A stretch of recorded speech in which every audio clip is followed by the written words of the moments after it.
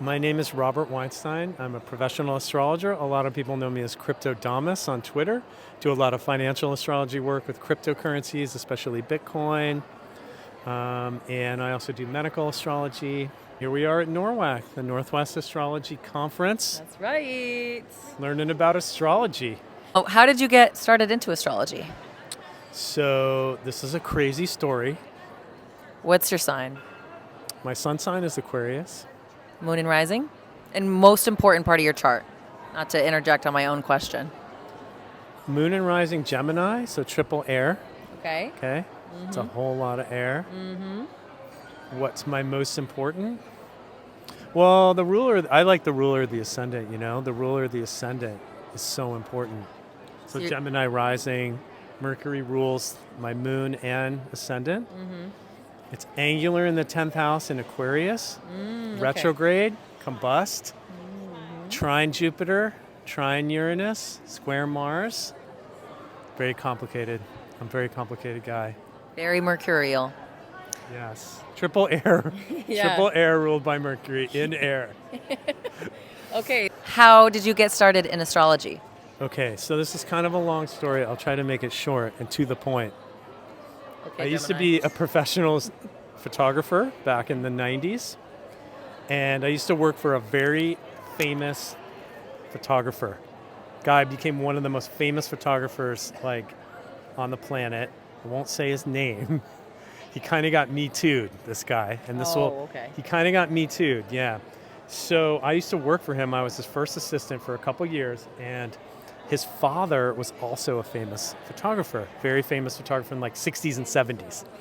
And we used to come back after a shoot to this guy's house, and his father would be there. Sometimes we would smoke a joint and hang out after the shoot. And he was always kind of flirting with me, like the photographer's father. And he said, "Oh, I've got this big shoot coming up, and maybe you can work for me." And so he set up this interview. So I show up for this job interview, right? And the first thing he does is he rolls a giant joint. And he gets me super, super high. I'm like, hey, this is the weirdest job interview I've ever been on so far.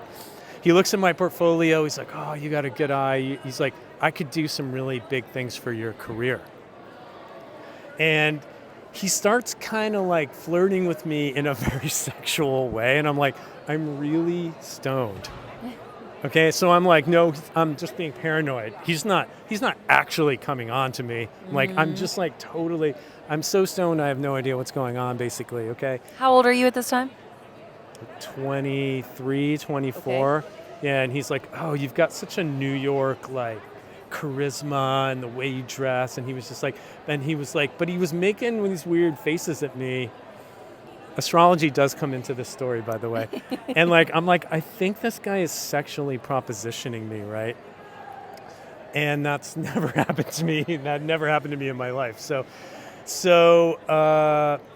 he goes, it becomes clear. It becomes clear that he wants me to give him a blowjob, or he wants to give me a blowjob. I'm not sure, something like that, right? And he goes, "What's your sign? What's your sign?" I'm like, this job interview is he's like, "What's your sign?" I'm like, Aquarius. He pulls out the New York Post. Okay. And he looks up my sun sign, and it says, "Someone will make you a very important proposition today that could change your life. But you should be very careful if he has your best interests at heart." And I was like, "What?" Oh. And he's like, "See, somebody's going to make you a life-changing proposition today." He's like, "I can do things for your career if you do some things for me." And he sticks out his tongue at me.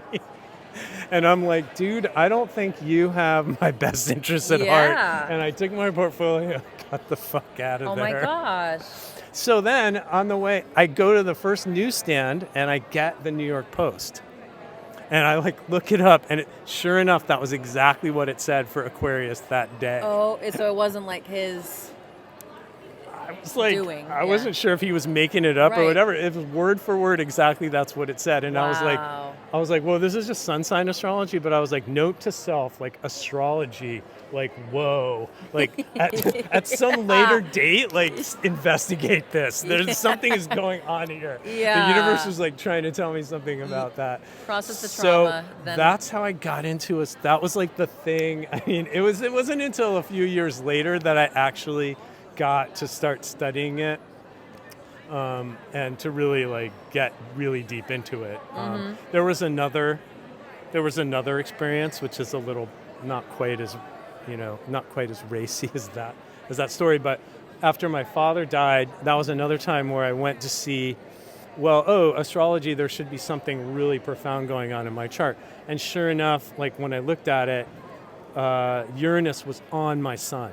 Okay. Right in the midheaven. My sun's conjunct the midheaven, which also sometimes can have to do with the father, both the sun or the midheaven. So Uranus was on my sun when he suddenly died. And that was like I was like, okay, this astrology is for real. Right. Like those two things was like, okay. And then I just kind of went all in with it and started really, really studying it, really, really getting into astrology. And then, of course, you just find a million other connections like that are powerful. Yeah. That's a serious situation to be in. Like that was a Mewtwo situation. So I just want to hold some space for you right there. Yeah. But holy guaca freaking moly. And I feel like that's just is that your spiel? Like when someone asks you how you're going to do astrology, you're like, well, I got propositioned for a blowjob. And then I read the New York Post. Wow. Totally true story. New York Post. Sun sign astrology. I wonder who... Don't diss sun sign astrology. Yeah. Sometimes that will be the entry point, The sun is the brightest of our solar system. It says something, all right? It just shows you, even like that pop, like horoscope astrology can be really powerful. I'm curious who the author was of that horoscope. Yeah, I have no idea. That was like I'm curious what the astrology was at that time. Yeah, right. I wonder what was going on there. Like, no idea. I wonder what the astrology remember. is of someone finding astrology. I don't even know how you do sun sign, like how they do those like sun signs. Like I took a class. I have no idea. I don't even know I would not know how to write a sun sign column. I bet it was like in Aquarius season or something because it's your solar. Or no. It's probably 11 houses from your sun or something because it's typically solar houses that they do astrology based on. Or what the aspects are to the ruler of that sign that day that or something too. like that. That too. What the moon. I mean, Rob Bresney is really good at that kind of horoscope astrology, but that's, I mean, I didn't really get seriously into astrology until about 6 or 7 years later. So financial astrology is where you found yourself now. Yeah, and that's what I'm most known for, yes. I've lectured and had articles published in the Mountain Astrologer and lectured at ESAR last year on financial astrology. It was a great lecture. I really enjoyed it. Thank you. Have a big following on Twitter, Cryptodamus. Yes. At Astro Crypto Guru. Check out my feed. Talk about financial astrology, educating people about financial astrology because it's quantitative. It's something that you can give people where they can see it in the numbers. They can see it on how the markets are reacting that day to the planetary positions, and it gives them something concrete that they can connect to, because a lot of people don't get astrology might be too woo-woo for them. Right. And astrology can be woo-woo for a lot of people. So what is an example of some really quantitative, a quantitative moment when you found the data connect to real life, maybe in terms of financial astrology? Oh, I can just tell you one that happened really recently that was like really powerful. Let me see. This was in April.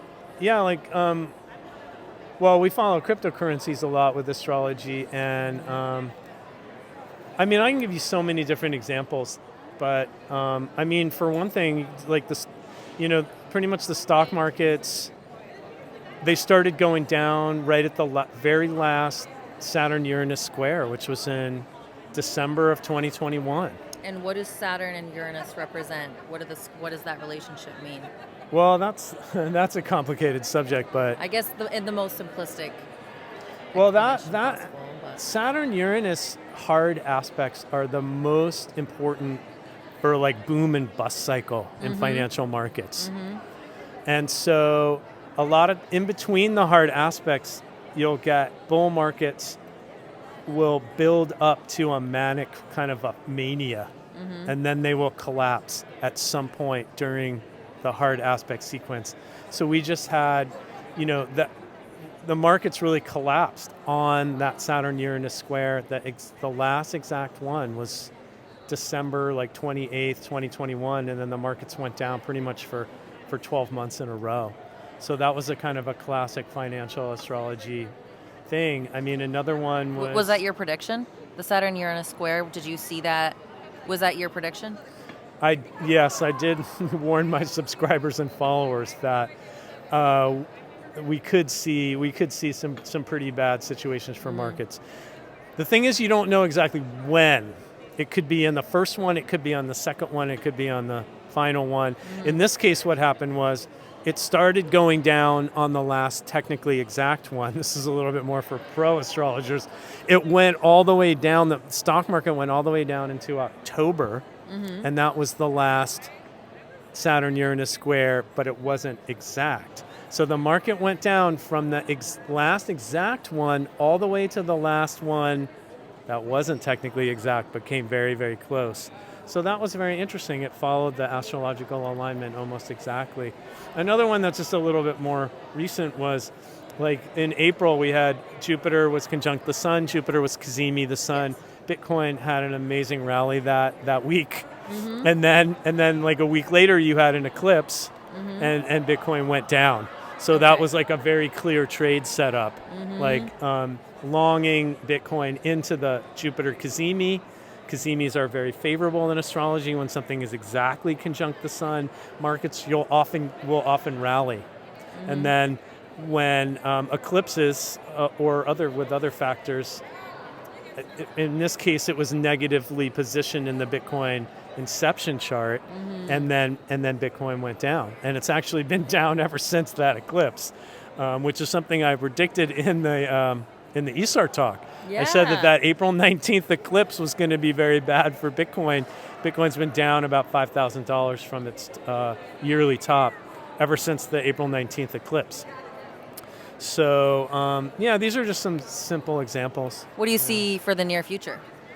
For what? For Bitcoin, Okay. and or all the other things that you're studying as well. I mean, we've got this debt ceiling talk going on, standoff crisis right now, and that was related to this Mars-Pluto-Jupiter T-square. That was very nasty.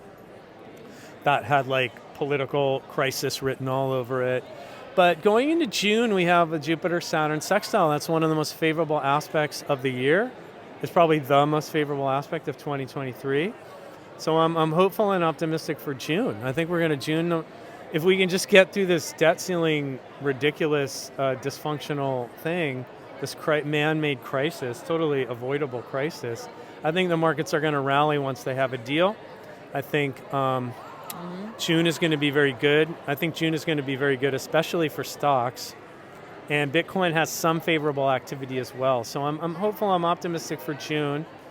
We're seeing a huge rally in tech stocks right now. The NASDAQ is outperforming everything. And I think we might be seeing Jupiter co-present with Uranus in Taurus. Right.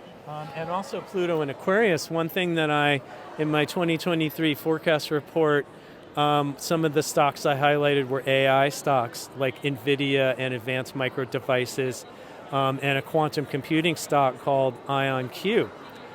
IonQ up 300% this year so far, NVIDIA up 100% this year so far. This is a great example of using financial astrology. Pluto in Aquarius we knew was going to bring a technological revolution. We knew it was going to be AI. We knew it was going to be quantum computing. That's maybe still a little bit longer down the road. Also nuclear fusion. These were three sectors that I highlighted in my report. And renewable resources, solar and wind particularly as well. But the AI stuff really, really was a big win. And I think that is, Pluto's going to be in Aquarius for the next 20 years. Right. Artificial intelligence and robotics. These are sectors you want to have some exposure to. Crypto, I think, is going to do well. So you want to have some exposure to Bitcoin and Ethereum, especially going into 2024. Absolutely. Because there's the Bitcoin halving. going to have a supply reduction. Supply reduction, tends to make the price go up, especially if demand is increasing, which globally more and more people are becoming aware of Bitcoin. More and more people want to have some exposure to Bitcoin. So 2024 is a key year for that supply reduction. So I'm bullish on Bitcoin and Ethereum for especially going into 2024. Excellent. Thank you very much. So anyone who might be watching that is, considering astrology, looking into it, what would you want to share with them? What would you want to say to them? Wow. I mean, astrology is like the language of reality. Astrology is the language of the fundamental principles of reality. Astrology, it's one of the most profound subjects of human knowledge and study. And it's just an amazing path. Mm-hmm. What would I say to people who are just starting to get interested in astrology now? Mm-hmm. Or maybe considering taking it a bit more seriously? Yeah, I would say, come to a conference like NORWAC, yes. where you can hear talks from some of the top astrologers in the world. Just heard a talk from my favorite astrologer, Stephen Forrest, Austin Coppock, one of my favorite astrologers. Were you in that talk today? No. Okay, I was doing last homework. night. Yeah. And meet other people who are just as obsessed with Yes. astrology as you are. Mm-hmm. Speaking the language does wonders for your understanding, whether you think you know enough or not. Exposure is... Yeah, I mean, look at chart. If you're getting into astrology, look at charts every day. Yes. Go on astro.com, look whose birthday, look at celebrities, whose birthday is it today. Chart everyone you know. Chart your brothers and sisters, your parents, all your relatives, chart all your friends. Just look at a chart every day. Look at a different chart every day. Start getting in the habit of studying charts. If you're into financial astrology. What's in your 6th house? Mars and Scorpio. You're like, consistency in the routines is what you need. I'm sorry I interrupted. That's okay. That's how you become a great astrologer. I mean, of course, reading, reading books by great modern authors like Stephen Forrest, or going now, people are reading the classics because we have those translations, which we didn't have really when I was getting into astrology. I didn't know anything about, Firmicus Maternus or Abu, Masha or whatever. I'm not well versed in the classics as I should be because Hellenistic is so important today. But reading, of course, reading books, going to conferences, meeting other astrologers, but looking at charts, every day. Who's your favorite movie star? Check out his chart. Yeah. Who's your favorite musician? Check out their chart. Who's your favorite sports star? Check out their chart. Mm-hmm. That's how I learned astrology. Yeah. In financial astrology, look at charts of companies you're interested in. Mm-hmm. It's look at just trying to think of what other. It doesn't even have to be people. It could be. It could be companies, or like Apple. Oh, why are they the greatest company in the world? Look at their foundation chart. Sometimes you'll learn more about astrology from that, or what was going on in a really important day in history. Look at the chart for that day, event charts, stuff like that. So just studying charts. And I think Rob Hand, the great astrologer, he said it best. You learn astrology actually from watching the planets. Yeah. And you learn astrology when you feel when Mars crosses your ascendant and it feels like someone's kicked you in the stomach. Or sliced you in the heart, Yeah. That's how you learn astrology. Yes. When Venus crosses your ascendant and and you just have you have a peak day of glory and joyfulness. You feel Venus, Venus. That's how you learn astrology. Yeah. I love to look back at my high days and the days that I felt best about myself or about life, or something crazy happened, and I like to look at that chart. Something completely unexpected happened. What was Uranus aspecting in my chart? Or if that was a great day for love, what was going on in with Venus? But absolutely no book can teach you how a transit feels or how astrology feels. And that's watching the transits in your chart or the Yes. chart of your partner or your child or your parent, and seeing what happens in their life that day or that week or that month, that is also invaluable to really learning astrology. But of course, you have to study to be able to do that, to be able to like track them. right. So I always say like your brain puts patterns together. Whether you know what I mean. If you see enough charts, you start to realize, why am I around all these Libra moons? You know. Astrology. I think one of the great things of astrology. I hate it when people say I don't believe in astrology, because astrology isn't a belief system in my opinion.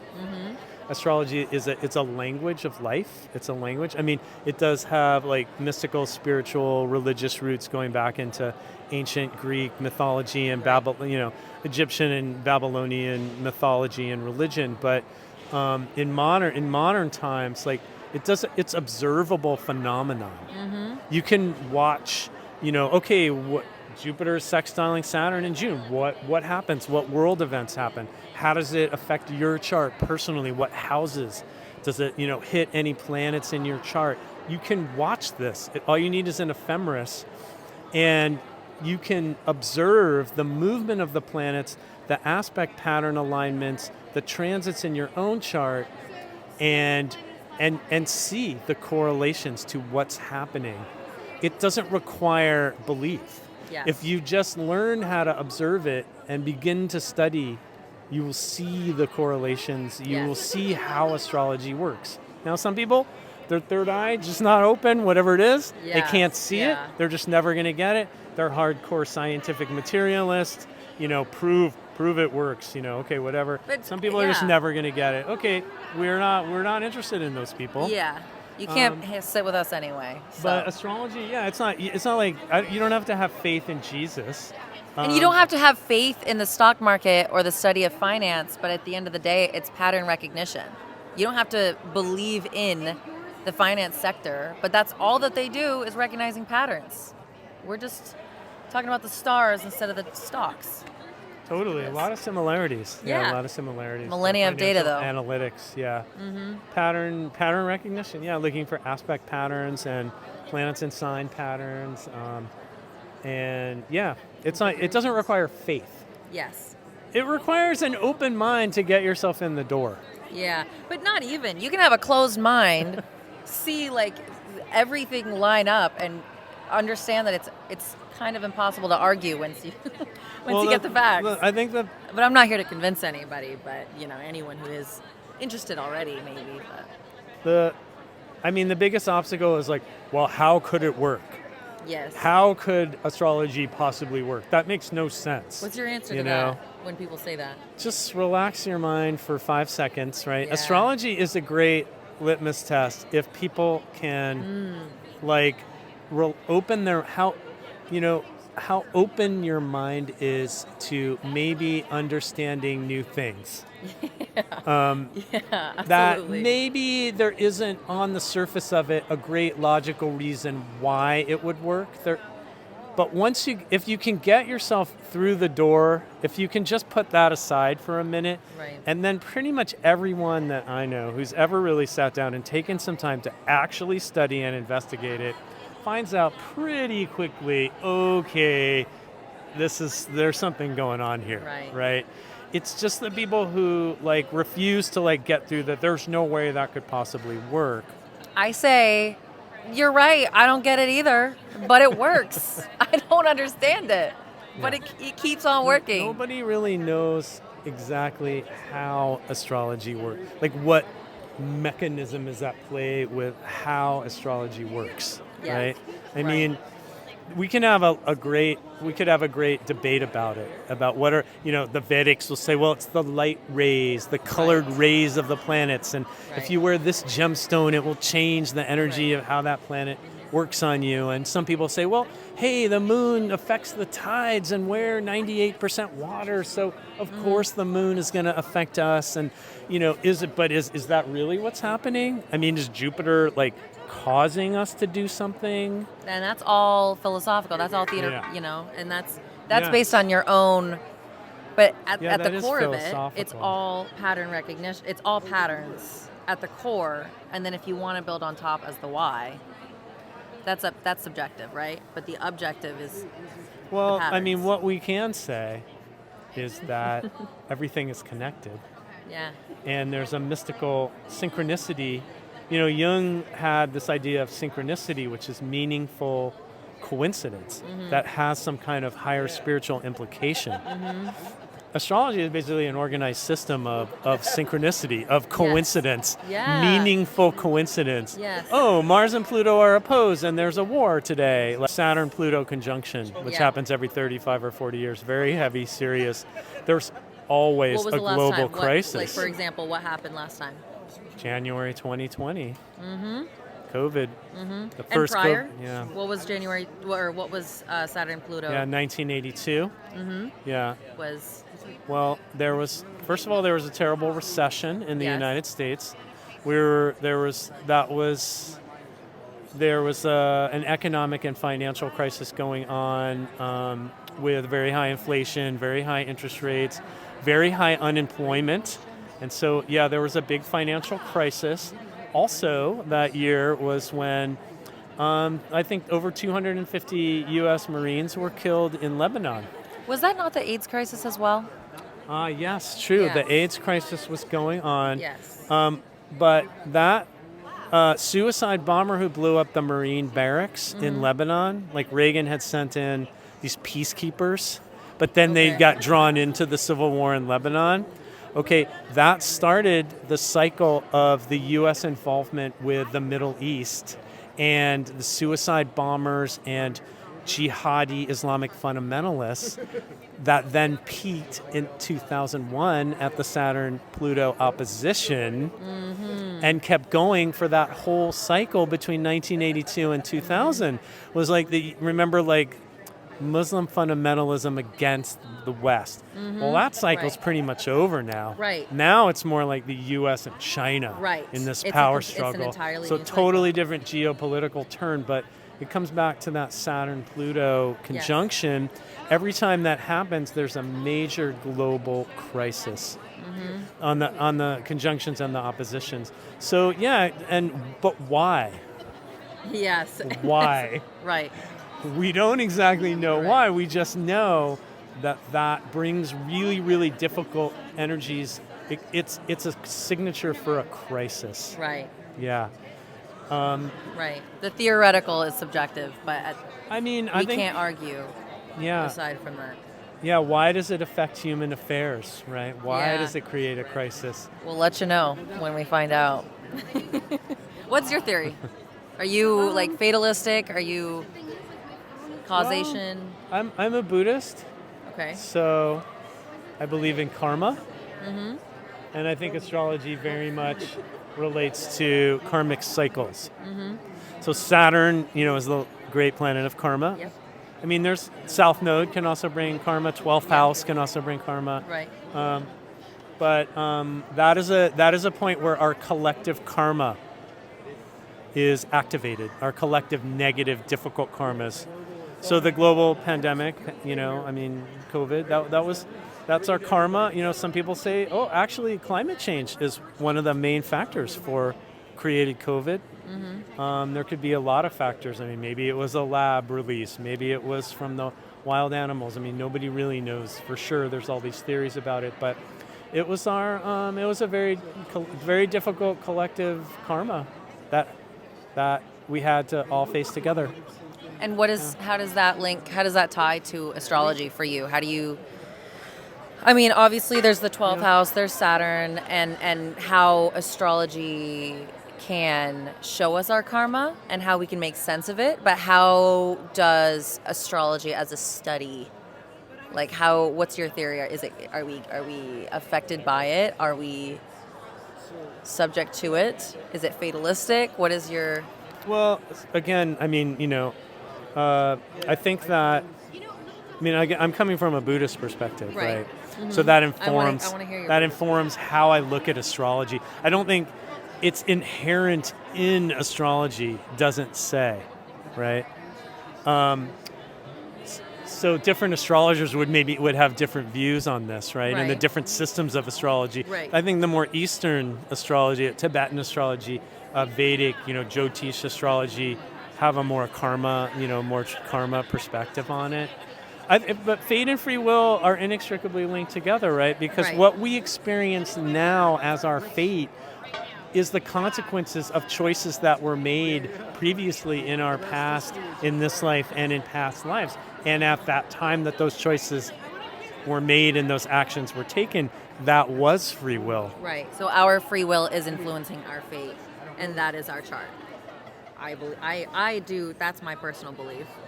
That, Well, we're on the same page then, because that, for me, really, that's the only way that I can understand a natal chart. yeah. Is why is someone born a brilliant, gifted musician?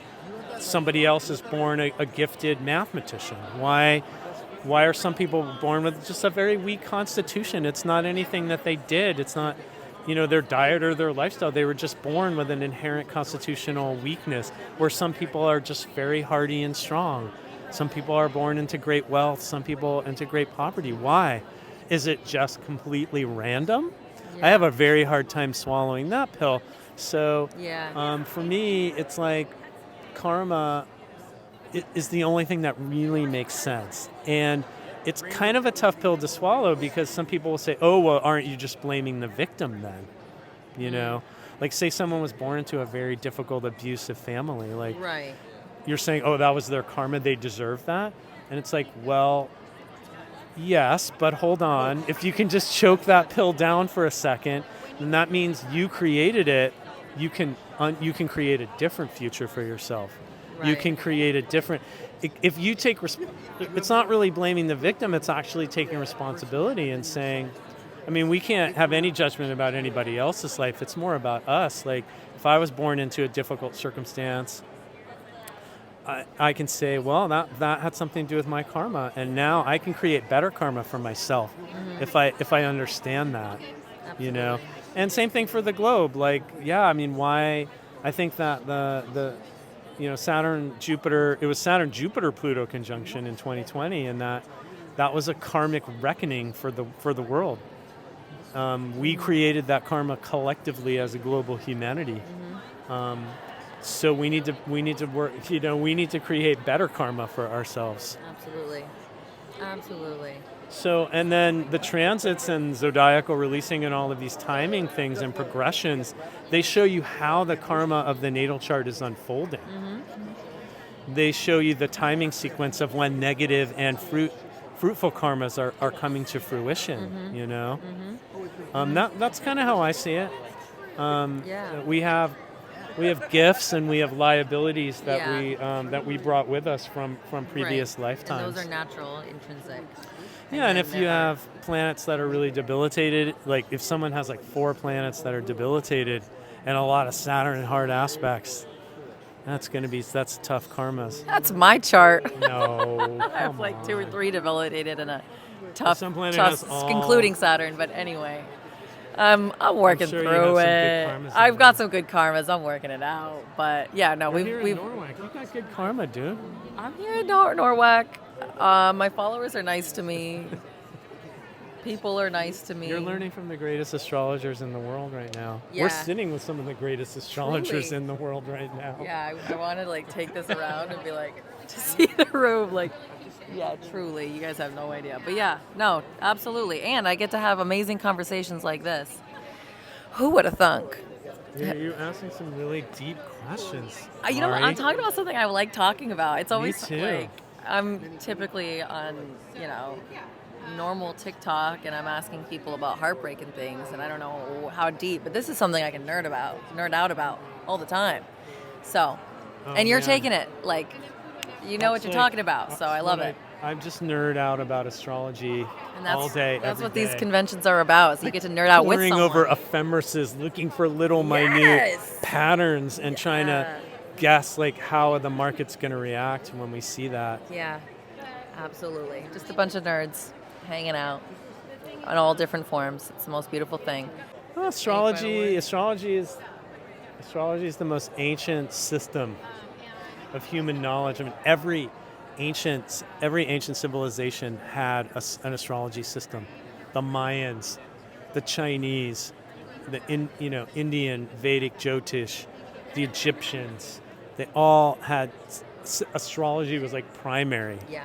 And now it's like, man, it's just laughed at. And like, Yeah. there's no university will teach astrology except for Kepler. Yeah. No Kepler, mainstream shout out. university. Like, why aren't our mainstream universities? Why don't they teach like the history of astrology at Harvard or Princeton? Why aren't our greatest minds studying astrology like they did 2,000 years ago? The oldest study, I don't understand. Why aren't psychotherapists using astrology in their practice?